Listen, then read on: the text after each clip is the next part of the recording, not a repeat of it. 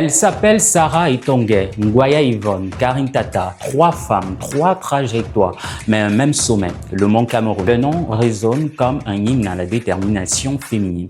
Cizane Media vous dit tout. Sarah Etonguet, la reine incontestée, 7 fois victorieuse entre 1996 et 2025. Ngoya Yvonne, son héritière moderne, également 7 titres à son actif entre 2009 et 2016. Karine Tata, 5 sacres, dont 3 consécutifs entre 2018 et 2020, confirmant une nouvelle ère de domination. Le point commun, avoir défié le char de Dieu, ce volcan majestueux qui culmine à plus de 4000 mètres d'altitude au-dessus de Buea. Connu officiellement depuis 1996 sous le nom de la course de l'espoir, l'ascension du Mont Cameroun est l'un des événements sportifs les plus emblématiques du pays. 42 km d'effort, un dénivelé redoutable, une montée puis une descente vertigineuse.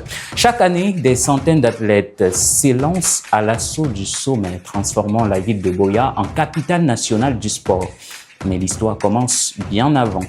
En 1973, la société Guinness lance la première édition sous le nom de Guinness Mount Cameroon Race. Les premières victoires signées par des coureurs bakweri nourrissent une croyance locale. Le dieu de la montagne Ifaza Moto interdirait aux étrangers de triompher. Une légende balayée en 1976 par le missionnaire sud-tyrolien Walter Stifler, triple vainqueur et recordman. La course entre alors dans une nouvelle dimension, entre réforme et turbulence au fil des décennies. Le parcours évolue de 27 km à l'origine. Il atteint aujourd'hui la distance officielle du marathon. En 2018, le chronométrage électronique est introduit, symbole de modernisation. Mais la course de l'espoir n'échappe pas au défi.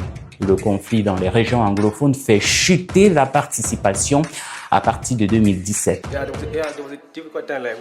En plein cœur de la crise, c'était très compliqué. Mais aujourd'hui, heureusement, les choses s'améliorent.